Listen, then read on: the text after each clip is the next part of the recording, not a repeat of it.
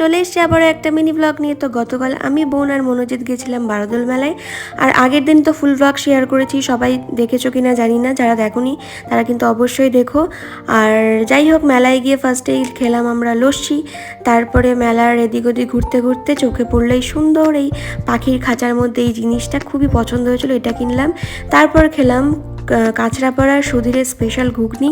দেন এখান থেকে এই ছোট ছোট ক্লিপ, তারপরে গার্ডার, এগুলো আর কি কিনলাম। তারপরে এখান থেকে এই ছোট্ট এই শার্পনারগুলো আমার খুব পছন্দ হয়েছিল, তো এইগুলোও কিনলাম। দেন খেলাম একটু পাওভাজি। তারপরে পাওভাজি খেতে খেতে চলে গেলাম আমরা সোজা এই ফুলের দোকানে।